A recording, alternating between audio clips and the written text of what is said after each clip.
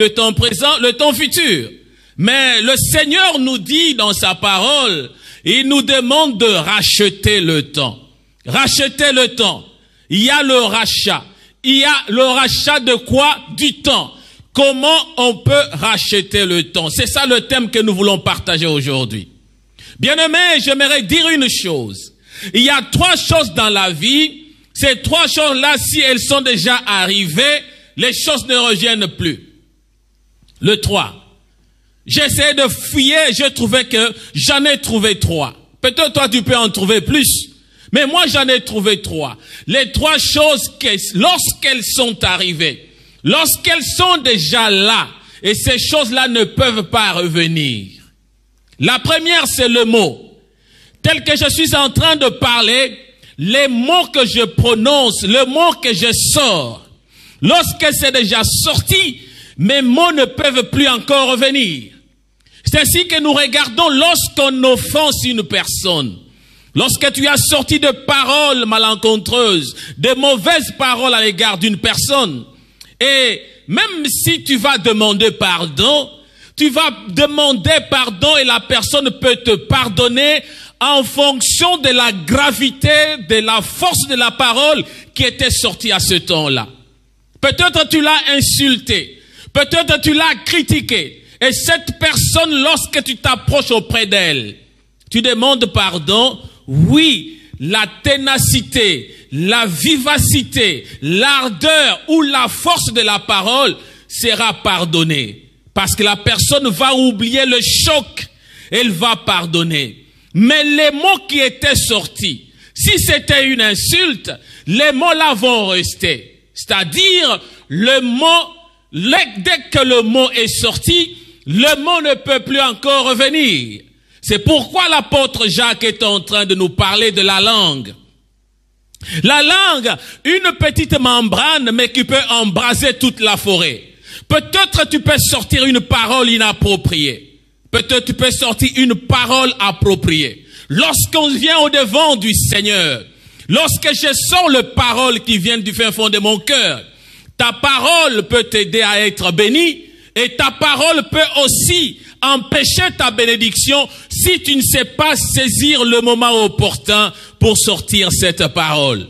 Ainsi le Seigneur nous dit, nous devons confesser. On ne confesse pas avec l'esprit, mais on confesse avec la parole. Je sors ma parole et dès qu'elle est sortie, la parole ne revient plus, elle est partie. La deuxième chose, dès qu'elle est sortie, ne vient pas, c'est une opportunité. Les occasions qu'on a échappées. Beaucoup de personnes, que ça soit dans le mariage, que ça soit dans la vie courante, peut-être tu as rencontré la personne que le Seigneur a envoyée au devant de toi. Peut-être tu es dans un moment où le Seigneur est venu te visiter. Mais toi tu as oublié, tu n'es pas saisi, tu n'es pas connecté et cette opportunité va s'échapper de toi. Et tu verras que l'opportunité, dès qu'elle s'est déjà présentée et que tu l'as loupée, elle ne peut pas revenir si tôt. Elle est partie. Là, il faut attendre encore une autre occasion. Nous regardons cet homme qui était à la piscine de Bethesda. La Bible nous dit, à chaque occasion que les eaux étaient agitées, et il n'avait pas une personne qui pouvait le jeter dans l'eau. C'était une occasion, c'était une opportunité. Mais elle n'avait pas la possibilité de saisir cette opportunité. Et c'est ainsi qu'elle a pu traîner pendant longtemps, jusqu'à tel point qu'elle a trouvé une autre occasion, qui était l'opportunité que le Seigneur lui a offerte. La troisième chose, c'est le temps. Le temps, dès qu'il est arrivé, il passe. Il ne revient plus. J'avais 2 ans, aujourd'hui, j'en ai une 50aine. Je ne reviendrai jamais à 2 ans. Je ne reviendrai jamais à 50 ans. Mais je suis déjà au-delà de 50.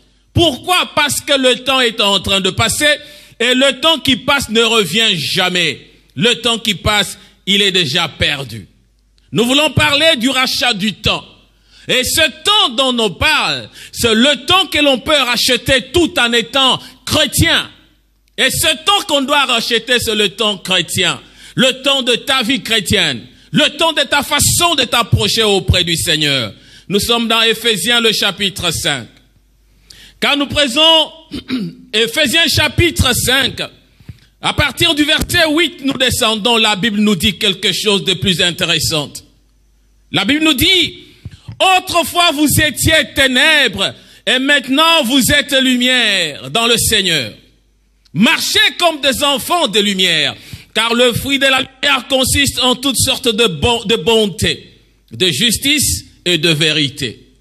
Examinez ce qui est agréable au Seigneur et ne prenez point part aux œuvres infructueuses des ténèbres, mais plutôt condamnez-les. Car il est honteux de dire ce qu'il faut en secret, mais tout ce qui est condamné est manifesté par la lumière, car tout ce qui est manifesté est lumière. C'est pour cela qu'il est dit, réveille-toi, toi qui dors, relève-toi d'entre les morts, et Christ t'éclairera. Prenez donc garde de vous conduire avec circonspection, non comme des insensés, mais comme des sages. Rachetez le temps, car les jours sont mauvais. Rachetez le temps, car les jours sont mauvais. Voilà ce texte que nous lisons tiré de Éphésiens le chapitre 5. Dans ce texte, il y a 3 points importants que j'ai pu relever. Ce que je relève dans ce texte, la première des choses, c'est la Bible nous parle de ce que nous étions autrefois. Autrefois, vous étiez ténèbres. Nous étions dans le ténèbre. Nous étions de païens, de gens qui ne connaissaient pas le Seigneur. Mais maintenant, nous sommes dans la lumière et nous sommes lumière. Pourquoi? Parce que nous marchons selon le Seigneur. La deuxième chose, c'est que lorsque nous marchons avec le Seigneur, nous sommes devenus lumière. Nous marchons dans la lumière du Seigneur. Nous devons alors nous examiner. Examiner ce qui est agréable au Seigneur. Ne pas prendre part aux œuvres infructueuses. C'est-à-dire dans la vie chrétienne, il y a des choses que nous devons regarder. Nous devons exactement examiner. Regardez ce qui est agréable. Regardez ce qui plaît au Seigneur. Regardez ce qui donne gloire au Seigneur. Regardez ce que le Seigneur, lorsqu'il t'entend sortir les paroles, lorsqu'il t'entend parler, il t'entend prier, il te voit faire les actes et poser des actes, le Seigneur se retrouve dans les actes que tu poses. Ce qui est agréable. Pourquoi? Parce qu'il y a des œuvres infructueuses. Nous ne devons pas prendre part aux œuvres infructueuses. Les œuvres de ténèbres. Et il y a aujourd'hui dans les églises, il y a une difficulté de regarder, de situer le chrétien. Pourquoi? Parce que les œuvres infructueuses sont entrées dans l'église. La haine, le poison, la sorcellerie, toutes les mauvaises choses du monde sont entrées dans l'église. Mais les chrétiens doivent avoir la capacité de discerner, de pouvoir examiner et de ne pas prendre part à ces choses qui sont du monde. Oui, l'église a besoin des sorciers. L'église a besoin des gens de mauvaise vie. L'église a besoin des gens qui ne savent pas encore qui est le Seigneur. Mais lorsque ces personnes viennent au Seigneur, ces personnes s'accrochent au Seigneur, c'est à ces personnes que le Seigneur est en train de parler. Comme toi et moi, nous sommes venus, nous étions dans le monde, nous ne connaissions pas le Seigneur. Nous marchions selon les désirs de ce monde. Nous étions dans le ténèbre, nous marchions dans le ténèbre. Mais maintenant que nous sommes venus dans le Seigneur, et nous avons contemplé la lumière, nous marchons dans la lumière, nous marchons avec le Seigneur, nous devons discerner. Nous devons savoir ce qui est mauvais. Nous devons regarder ce qui est bien, ce qui est agréable au Seigneur. C'est à cela que la Bible nous dit, c'est ce que nous devons faire. Nous devons condamner les œuvres qui ne sont pas bonnes. Quand tu viens à l'église, on te parle de ta mauvaise vie. On parle de ce qui est mauvais, de péché, de ce qui corrompt l'âme, qui corrompt les bonnes mœurs. Nous devons être capables de pouvoir comprendre et changer notre vie. Le Seigneur a besoin de cela. Et la troisième chose que nous prélevons dans ce texte, c'est lorsque la Bible nous dit de prendre garde, de nous conduire avec circonspection. C'est conduire avec circonspection. C'est-à-dire, c'est conduire lorsque nous sommes des chrétiens. Nous devons nous conduire avec prudence. Nous devons être prudents dans notre manière d'agir. Et le Seigneur est en train de parler lorsqu'il dit aux chrétiens, il dit aux disciples d'être prudents comme le serpent. Pourquoi? C'est parce que la prudence doit être de mise pour la vie chrétienne. Un chrétien est celui qui marche avec prudence.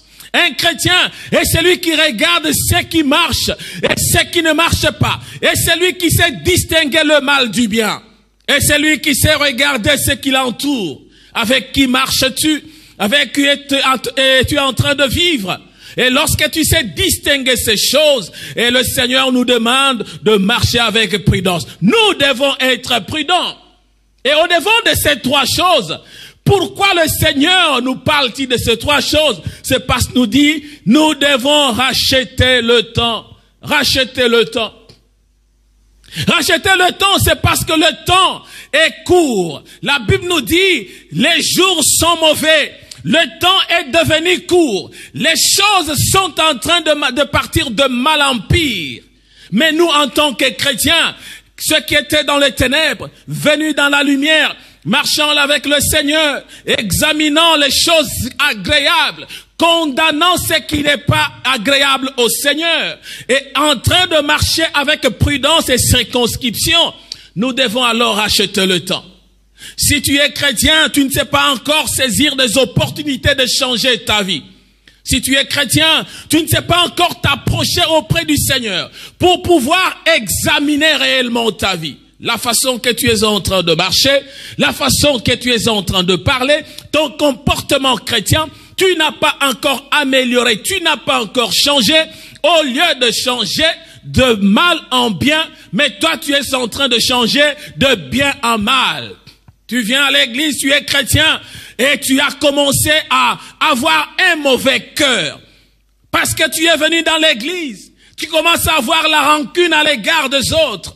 Tu es venu dans le Seigneur, tu commences à avoir une mauvaise humeur lorsque tu viens dans l'église. Non, cela le Seigneur est en train de nous parler. Il nous dit nous devons racheter le temps. Les jours sont mauvais. Rachète le temps. Le temps peut être défini comme une mesure de l'évolution des phénomènes. Mesure de l'évolution des phénomènes. C'est-à-dire, il y a deux phénomènes. Il y a des choses qui se font, mais ces choses sont en train d'évoluer d'une manière ou d'une autre. Et quand on regarde que les phénomènes sont en train d'évoluer, et là, nous devons nous regarder. C'est là que je parlais. J'avais autant d'années. Maintenant, je suis à autant d'années. Les phénomènes ont évolué. Partant de zéro, de ma naissance, jusqu'à ce jour, il y a beaucoup de phénomènes transitionnels. Il y a beaucoup de choses qui se sont passées. Il y a beaucoup de choses qui m'ont conduit à être là où je suis aujourd'hui. C'est pourquoi le temps peut se définir comme une mesure de l'évolution de phénomènes. Le temps, vous savez, mes bien-aimés, nous a toujours offert des opportunités. Le temps nous offre des occasions. Le temps nous offre des choses que nous devons saisir. Si tu ne sais pas en saisir, tu laisses cela partir et c'est toi qui es en train de regretter. Je le disais, beaucoup de chrétiens n'ont pas pu saisir leur temps. Beaucoup de chrétiens n'ont pas su comprendre la visitation divine. Ils n'ont pas pu discerner. Ils n'ont pas pu saisir, s'approcher du Seigneur lorsque le Seigneur était là pour leur assister dans le désir et dans le bien, dans le tourment et dans les situations qui ne marchaient pas dans leur vie. Le Seigneur était là, mais toi tu n'as pas saisi l'occasion. Tu n'as pas saisi l'occasion. Pourquoi? Parce que par moment tu utilises mal ton temps. Tu ne sais pas gérer ton temps. Tu ne sais pas contrôler ton temps. Qui use mal le temps se plaint de sa breveté. Tu t'es réveillé ce matin. Le Seigneur t'a parlé dans ton cœur. Lorsque tu étais dans le sommeil, le Seigneur t'a dit quelque chose. Peut-être c'était qu'il fallait que tu pries dès que tu te réveilles. Avant de mettre tes pieds hors de ta chambre à coucher, il fallait que tu pries. Et tu as mal utilisé ton temps, tu t'es réveillé, tu es parti sans prier. Or, c'est à ce moment-là que le Seigneur voulait te visiter. À ce temps-là que le Seigneur voulait te parler. À ce temps-là que le Seigneur voulait te communiquer quelque chose. Mais tu n'en as pas saisi l'occasion. Qui use mal le temps se plaint de sa brièveté. Tu vas trouver que le temps est devenu court. Je me suis réveillé le matin, je devais aller au travail, je devais aller ceci, je n'ai pas eu le temps de prier. Toi, tu es un chrétien. Rachète le temps. Rachète le temps parce que les jours sont mauvais. Rachète le temps en t'approchant au Seigneur. Rachète le temps de marcher avec circonscription. Rachète le temps en condamnant les œuvres mauvaises, en condamnant ceux qui ne donnent pas gloire au Seigneur. Rachetez le temps car les jours sont mauvais. Le temps, vous savez, tu ne seras jamais bénéficiaire de ton temps si tu ne sais pas le gérer. Tu ne seras jamais bénéficiaire de cela. Le Seigneur t'a donné le temps et toi tu as le temps et le temps appartient à Dieu. Mais lorsqu'il nous donne cette occasion, cette opportunité de pouvoir en saisir, nous ne savons pas le saisir. Nous ne savons pas nous approcher du Seigneur parce que nous gérons mal notre temps. Nous gérons mal notre temps. Et nous allons comprendre plus loin la différence entre ces deux temps que nous devons gérer.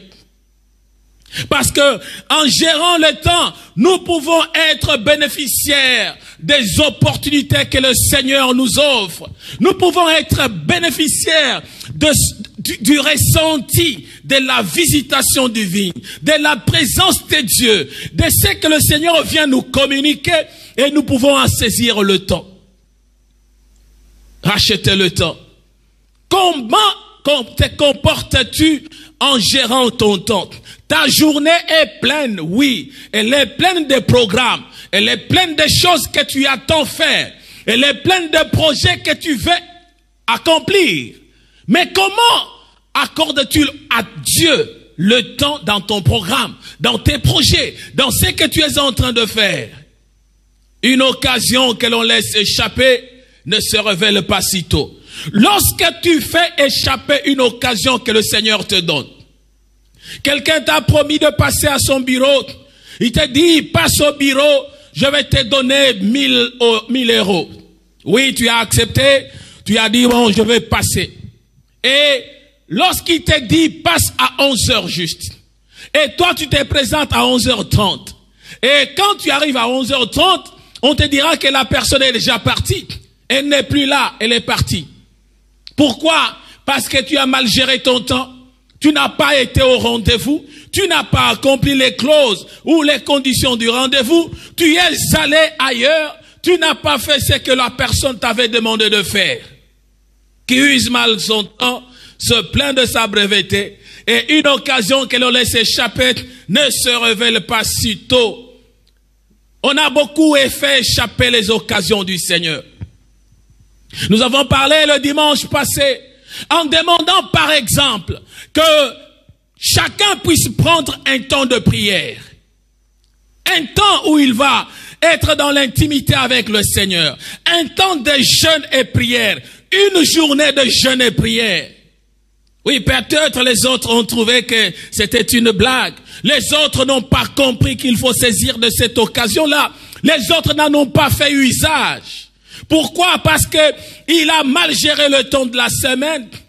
Pourquoi? Parce qu'il s'est trouvé qu'il est occupé toute la semaine. Aujourd'hui, nous sommes dimanche. Combien parmi nous ont respecté ce programme? Combien parmi nous se sont donnés au Seigneur? Ils ont disposé de leur temps auprès du Seigneur parce que le Seigneur voulait leur parler, parce que le Seigneur voulait faire quelque chose dans leur vie, parce que le Seigneur avait un processus d'accomplir quelque chose, comme il en a fait avec ce jeune homme aveugle né de naissance. Va te laver à la piscine de Siloé. Et il est allé, il est rentré voyant. Le Seigneur te parle. Le Seigneur te communique. Peut-être tu attends que le tambourin vienne du ciel pour te parler. Peut-être tu entends qu'une personne extraordinaire vient te dire, prends le temps de jeûne et de prière. Or, nous sommes mandatés par le Seigneur pour communiquer la grâce, pour communiquer la parole, pour communiquer le ainsi dit le Seigneur. Si le Seigneur l'avait permis, c'est parce qu'il a trouvé que parmi nous, il y avait des gens qui avaient des problèmes sérieux. Et ce problème-là devait aller dans le processus de trouver solution. Et la solution était une recommandation dans la prière. Combien ont-ils pris le temps de jeûne et prière? Je le disais, la prière ne doit pas être quelque chose de forcé. On ne doit pas forcer quelqu'un à prier. La prière est un devoir chrétien. La prière est quelque chose que toi-même tu sens, tu te disposes, tu dis, Seigneur, je vais saisir de cette occasion parce que je vais me rapprocher de toi. Mais combien ont-ils fait cela? Le Seigneur a parlé, mais on n'a pas accompli. On n'a pas fait ce que le Seigneur a demandé, mais on est en train de pleurer. Tu vois quelqu'un qui pleure, Seigneur, bénis-moi. Seigneur, mon problème a traîné. Seigneur, mon problème prend du temps. Mais lorsque le Seigneur te donne les modalités de pouvoir t'approcher de lui, de pouvoir trouver solution, et toi tu négliges cela, racheter le temps. Qui use mal son temps, se plaint de sa breveté. Il faut apprendre dans la vie comment saisir les opportunités qui sont offertes. Et si on saisit les opportunités, et là on peut les capitaliser. D'autres opportunités sont venues, mais personne ne les a capitalisées. Tu n'as pas pu saisir le temps du Seigneur. Tu n'as pas pu saisir le langage du Seigneur. Tu n'as pas pu te présenter au devant du Seigneur comme le Seigneur le voulait, comme le Seigneur l'a voulu, et tu n'as pas saisi cela. Le Seigneur nous dit encore quelque chose dans Galates le chapitre 6. Quand nous prenons Galates chapitre 6, le verset 9-10, il nous dit, ne nous lassons pas de faire le bien, car nous moissonnerons au temps convenable si nous ne nous relâchons pas. Ainsi donc, pendant que nous en avons l'occasion, pratiquons le bien envers tous et surtout envers les frères en la foi. Voilà encore ce que le Seigneur nous dit. Combien de fois, mon bien-aimé, as-tu fait du bien? Ne nous lassons pas de faire de bien, car nous allons moissonner au temps convenable. Le Seigneur nous donne les opportunités de faire du bien. Mais par moments, tu te dis, ah, j'ai beaucoup fait du bien. Moi, j'ai beaucoup assisté. Moi, j'ai beaucoup soutenu. Moi, j'ai beaucoup donné. Maintenant, je suis fatigué, je ne donnerai plus jamais. Non, le Seigneur te dit, il faut regarder ce que tu donnes. Qu'est-ce que tu donnes? Pourquoi tu les donnes? Et lorsque tu donnes, tu sais remplir les conditions que le Seigneur demande. Et là, je sais, le Seigneur nous dit, tu vas moissonner au temps convenable. Mais lorsque tu prends ce que tu donnes pour la gloire du monde. Tu donnes pour que les gens puissent te voir. Tu donnes pour que les gens puissent... Tu vas donner, par exemple, dans le monde, tu prends l'argent, tu vas jeter dans les activités du monde. Le Seigneur n'est pas content de ça. Il nous dit, pendant que nous en avons l'occasion, pratiquons le bien envers tous et surtout envers nos frères dans la foi. Surtout les gens qui sont dans la foi. Pourquoi? Parce que un jour nous allons récolter. Ces personnes auprès de qui tu donnes, qu'est-ce qu'elles disent auprès du Seigneur à leur retour? Après avoir reçu ce que tu as donné. Ce sont des personnes qui te bénissent ou bien ce sont les personnes qui te maudissent. Je regardais dernièrement sur le social media un homme qui avait une grande renommée. Cet homme était à Paris. Cet homme-là, lorsque les musiciens du monde venaient, il faisait le don extraordinaire. Tellement que c'était un jeu parisien. Il avait le moyen, les possibilités, un grand sponsor. Il donnait des choses de griffes. Il donnait de grands cadeaux. Il faisait de grands cadeaux. Mais quand je regardais ce que j'ai vu cet homme-là avec une poussette. Et avec le trolley qu'il avait, il a mis sa tente, il a mis sa jaquette. On lui pose des questions. Es-tu cette personne-là qui donnait beaucoup aux musiciens? Il dit oui, je suis la personne qui donnait aux musiciens. Je suis la personne qu'on a chantée par tel ou tel autre musicien. La personne qui a fait des succès vers les années telles. Bon, comment tu es arrivé aujourd'hui? Tu es devenu quelqu'un qui n'a pas de maison. Et tu es devenu un homme bizarre comme un fou. Qu'est-ce qui t'est arrivé? Il dit, j'essaie de donner conseil aux jeunes frères. À tous ceux-là qui ne savent pas encore prendre au sérieux leur vie.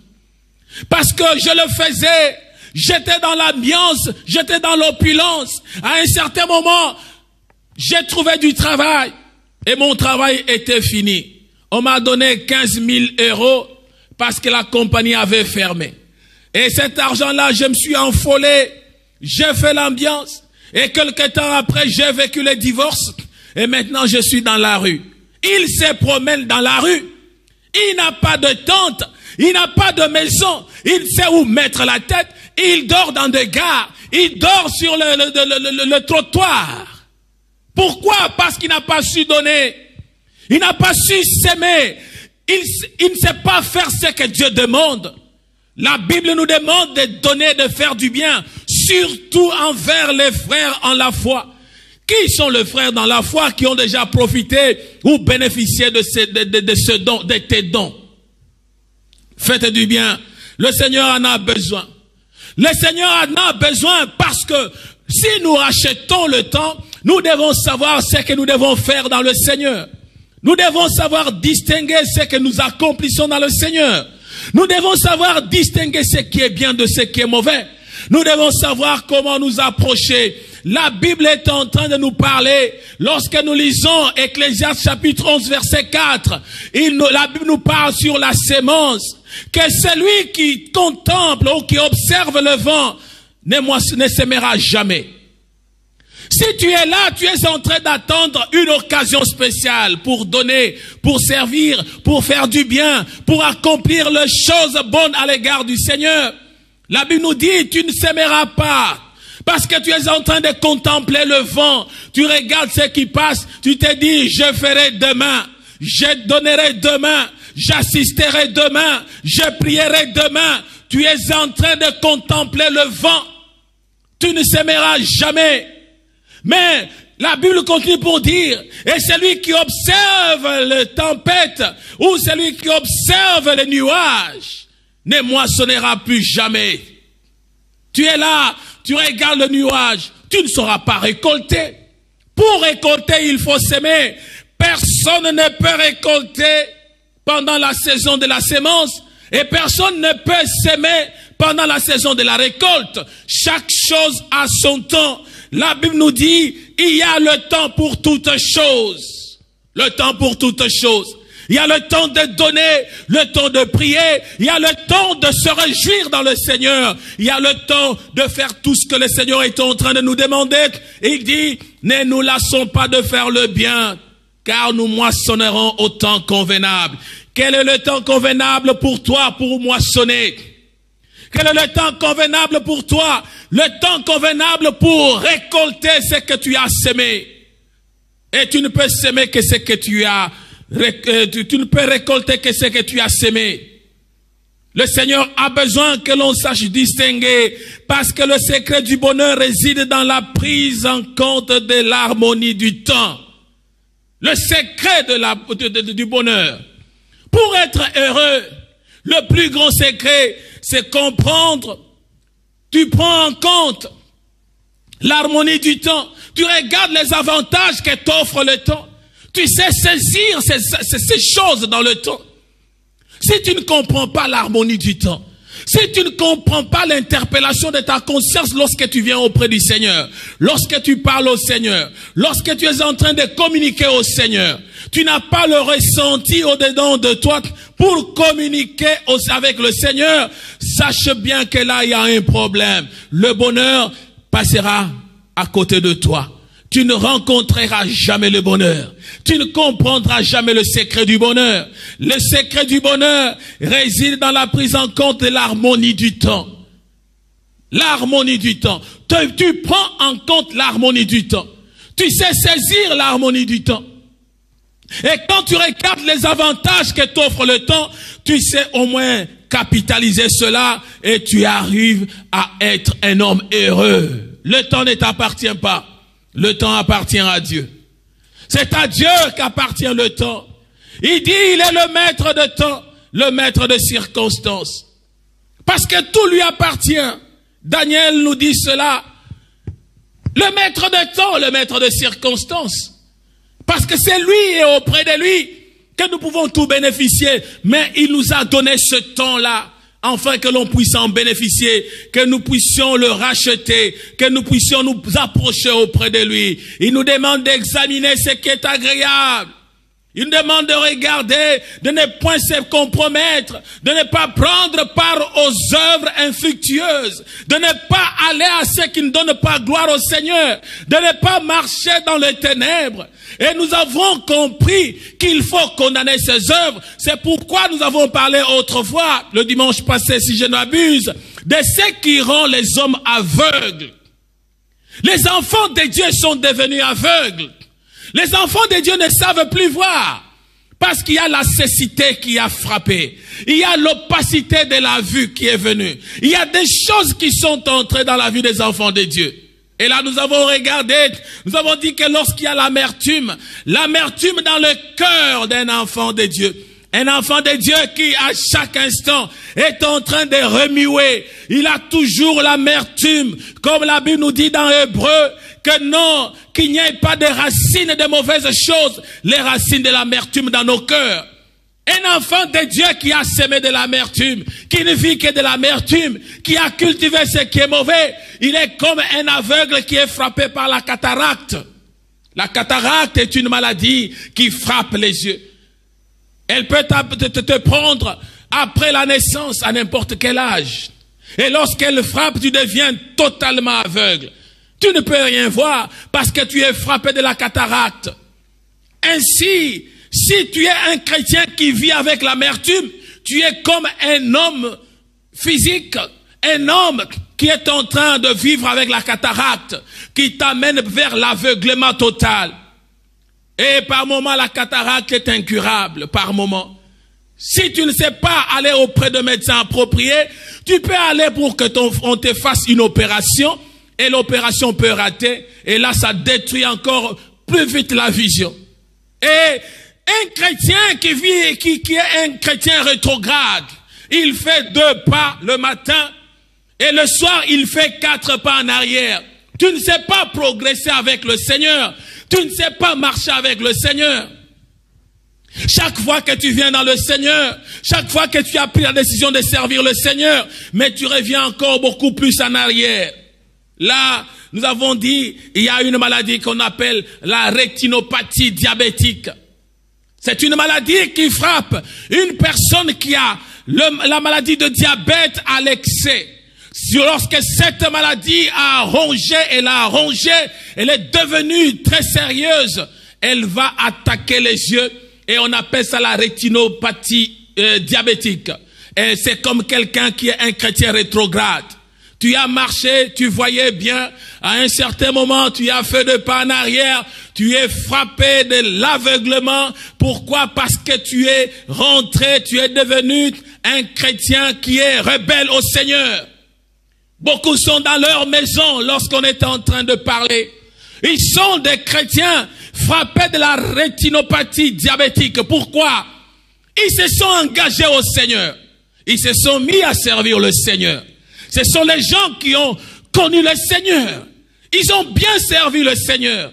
Mais à un certain moment, ces personnes ont abandonné le Seigneur. Ils se sont accrochés à l'amour du monde. Ces personnes ont abandonné la joie dans le Seigneur. Ces personnes ont abandonné de servir le Seigneur à cause des situations qui n'ont peut-être pas le sens. Parce que tel a dit, parce que tel a parlé, parce que tel a fait ceci. Non, le Seigneur n'a pas besoin de ça. C'est ainsi qu'on regarde souvent les gens qui connaissaient le Seigneur, les gens qui servaient le Seigneur, qui ont rétrogradé, ils deviennent 2 fois plus païens que ce qu'ils étaient auparavant. Pourquoi? Parce que le diable s'en saisit l'occasion.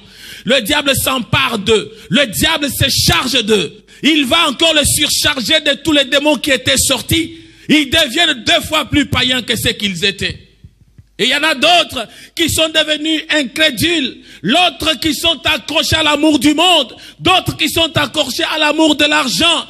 Tout ça, ce sont des maladies.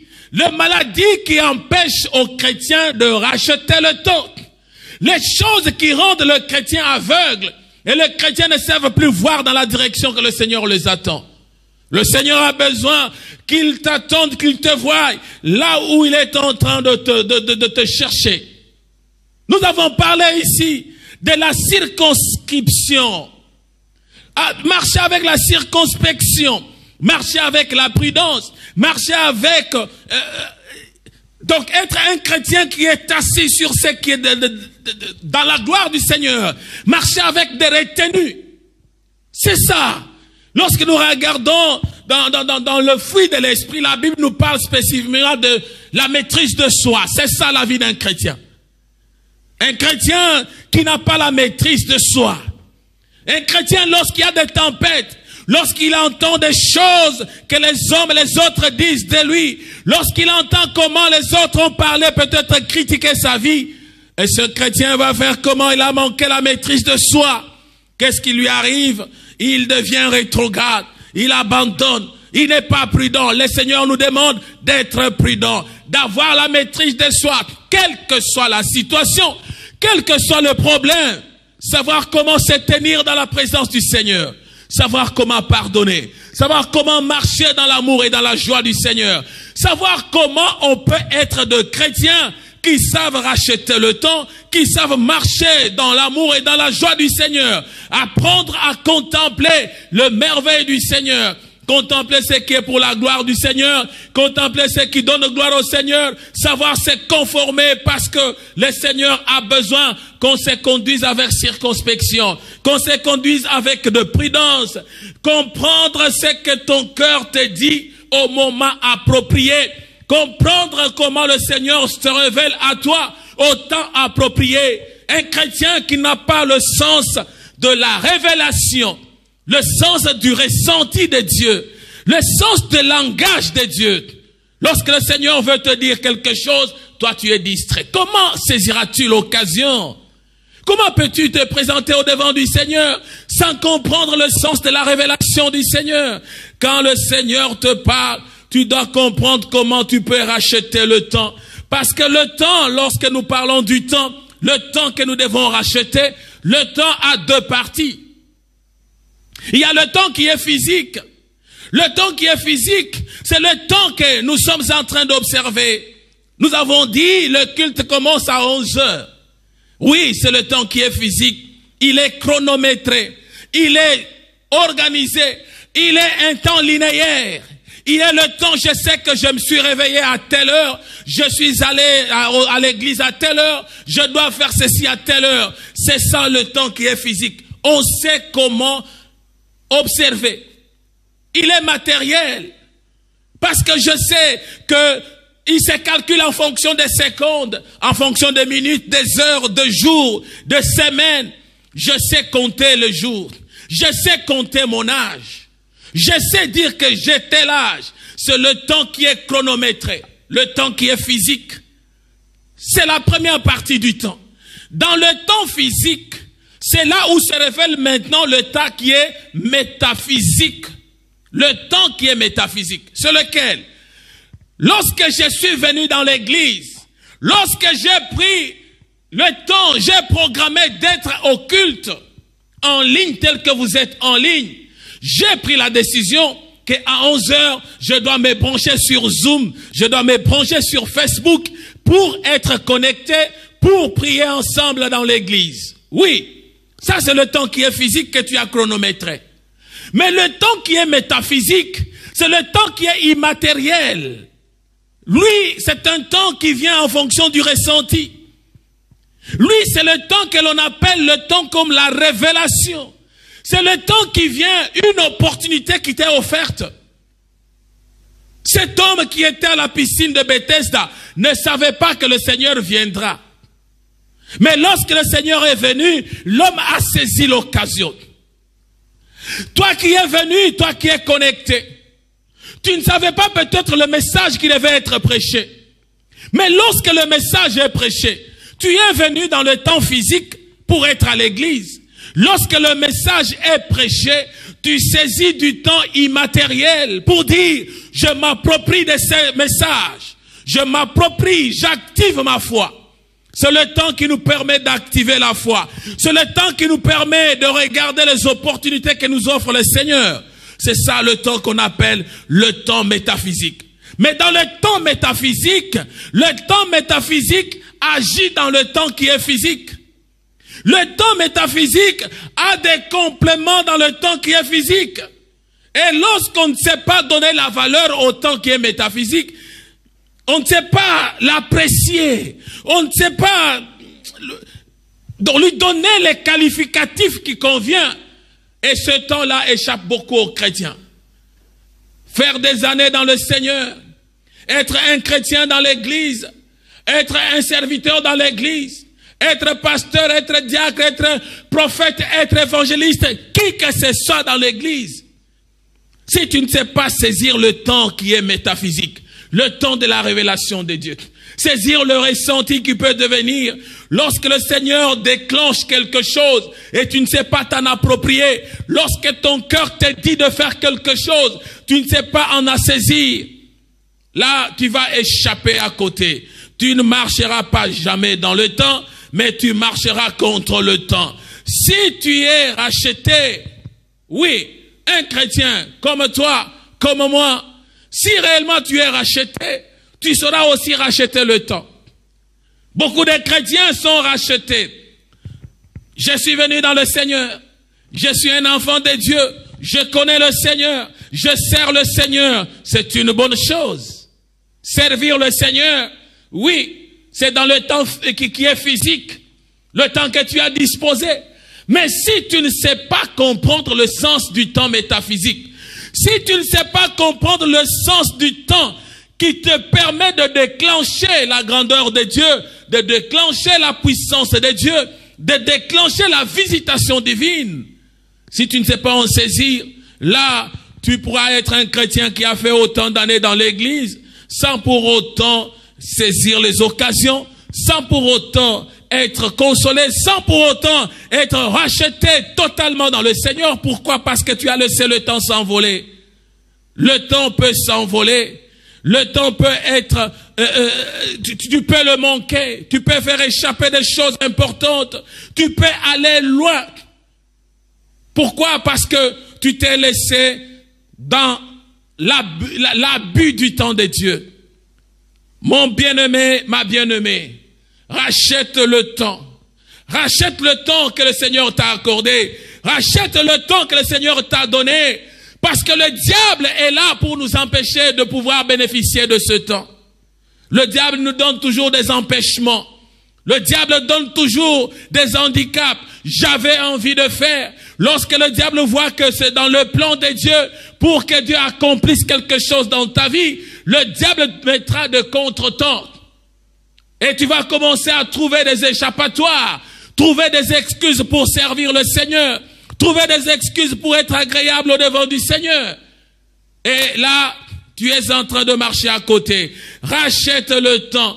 Le diable fait la guerre au temps. Il ne veut pas que nous puissions disposer de temps pour le Seigneur parce que lui-même sait qu'il a peu de temps dans ce monde.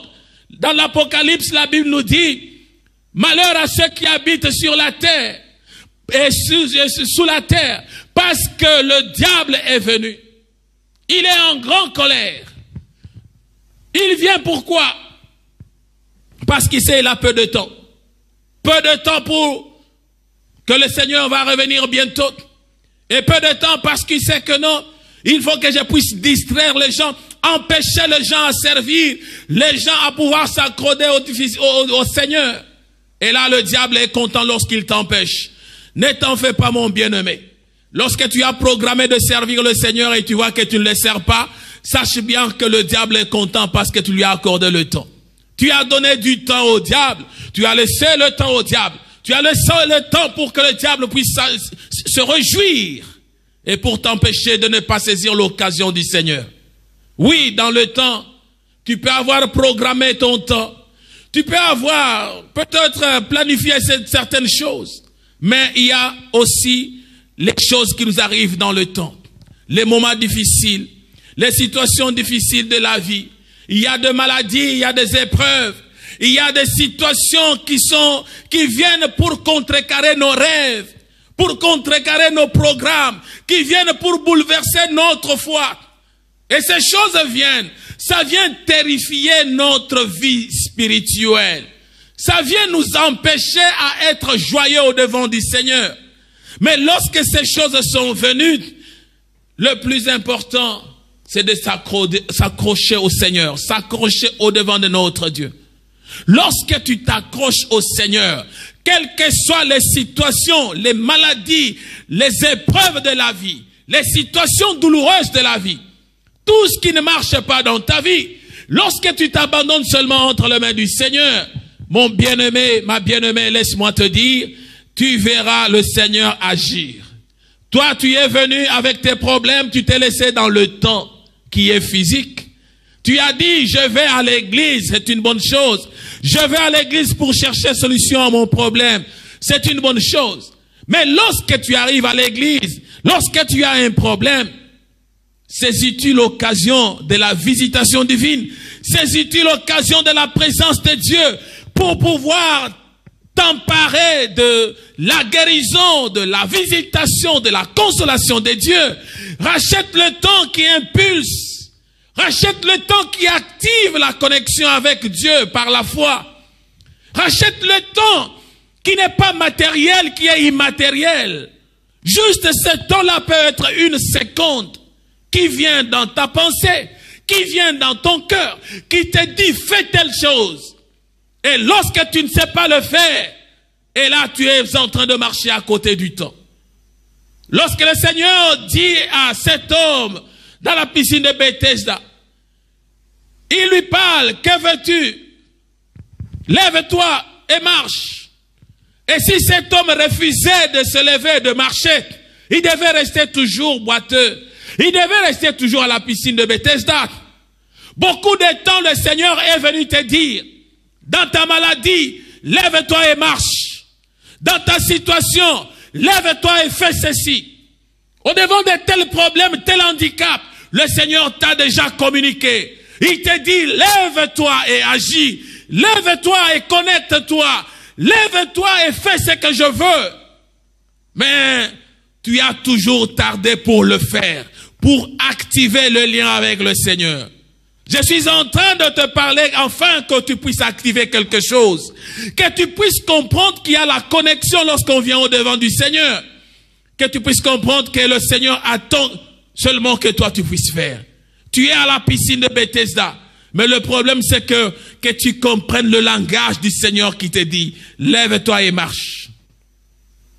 Que tu comprennes ce que le Seigneur a dit à l'aveugle. Va te laver, tu vas voir. Il est revenu content. Saisir ce temps-là, le temps du langage de Dieu. Dans Jean chapitre 9, le Seigneur disait ceci à l'aveugle, aux disciples plutôt. Il leur disait, il faut que je fasse tandis qu'il fait jour les œuvres de celui qui m'a envoyé. C'est-à-dire, il a voulu saisir le temps pendant qu'il faisait jour. L'expression ici, c'est pendant qu'il est encore un temps favorable pour que je fasse. Il faut que je fasse. Il faut aussi que toi tu comprennes qu'il faut que tu fasses quelque chose pendant qu'il fait encore jour. Si tu ne sais pas saisir l'occasion, cela va te passer à côté. David avait saisi l'occasion. Il avait compris le temps métaphysique de Dieu. David avait saisi l'occasion. Il avait compris le langage de Dieu. Il avait 5 pierres. Mais dans le temps métaphysique de Dieu, Dieu lui a dit ce qu'il ne pouvait pas voir avec les yeux des hommes. Il a dit, prends seulement une pierre, mets dans ta lance. Il a pris, c'est la pierre qui a terrassé Goliath. Et Dieu te dit aussi, lève-toi dans ta situation. dans ton problème, dans ce qui trouble ta vie.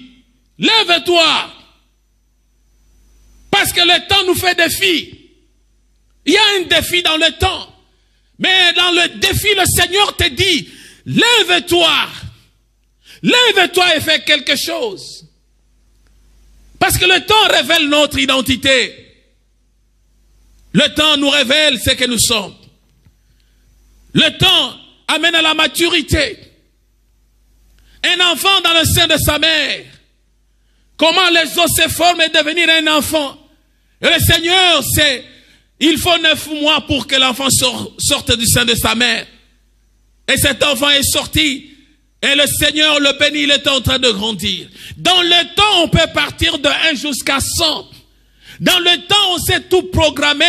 Dans le temps qui est physique. Dans le temps qui est physique, on peut faire des projets. On peut avoir des pensées, des ambitions. Mais dans le temps qui est spirituel, qui est métaphysique, qui est immatériel, qui est qualificatif, le temps qui a de la valeur, il faut que tu saisisses ce temps-là. Donne la valeur à ton temps physique. Donne de la valeur au temps que tu saisis au devant de Dieu. Donne de la valeur. Tu dois agir dans le temps pour être qualifié. Tu dois agir dans le temps. Parce que si tu ne marches pas dans le temps qui est de Dieu, le temps qui est programmé par Dieu, le temps qui est défini dans la révélation, là tu vas marcher contre temps et tu es voué à l'échec. Le Seigneur a besoin que tu saisisses. Nous devons apprendre à agir et à nous comporter selon le temps de Dieu. Comporte-toi selon le temps de Dieu. Mon bien-aimé, là où tu es, j'aimerais que tu puisses prier avec moi. Que tu puisses regarder, saisir encore cette occasion. Le Seigneur te parle. Le Seigneur a besoin que tu quittes de ce qui est dérisoire. Que tu quittes de ce qui est seulement la présence seulement physique. Nous ne sommes pas dans un stade où on vient regarder le match de football. Oui, quand on va dans un stade pour regarder le match, là on est dans le temps qui est physique. Parce que j'ai programmé mon temps pour aller dans le stade. Mais si je suis dans le stade et que je suis le joueur, je dois savoir l'opportunité qui m'est offerte pour marquer le but. C'est ça le temps qui est métaphysique. Que les gens ne comprennent pas. Parce que personne ne connaît à quelle heure, après combien de minutes, tel joueur va marquer le but. Personne ne le sait. Mais tu es là pour marquer le but aujourd'hui. Ne sois pas un contemplateur. Ne sois pas un spectateur. Mais sois celui qui est en train de jouer dans le temps. Et tu regardes que ton équipe est en train de perdre parce qu'il y a de maladies, parce qu'il y a des problèmes, parce qu'il y a des situations qui ne marchent pas, parce qu'il y a toutes ces difficultés dans ta vie. Saisis l'occasion. Maintenant, le Seigneur t'envoie le ballon au pied. À toi de marquer. Et pour marquer ce ballon, c'est dans la foi que tu vas te lever là où tu es. Que tu vas déclarer quelque chose au devant du Seigneur. Dire, Seigneur, oui, je veux marcher. Seigneur, je veux voir. Seigneur, je veux trouver solution. Seigneur, je veux être guéri. Seigneur, je veux faire cela. Déclare seulement. Et reconnais que le Seigneur est capable de le faire. Proclame seulement et regarde que le Seigneur est capable de le réaliser. Et je suis en train de prier avec toi afin que le Seigneur fasse quelque chose. Merci Seigneur. Merci pour ta grâce. Mon bien-aimé, saisis l'occasion. Oui, on ne sait pas se voir directement avec toi. Mais le temps n'est pas physique. Pour que je te dise qu'il faut que je te touche.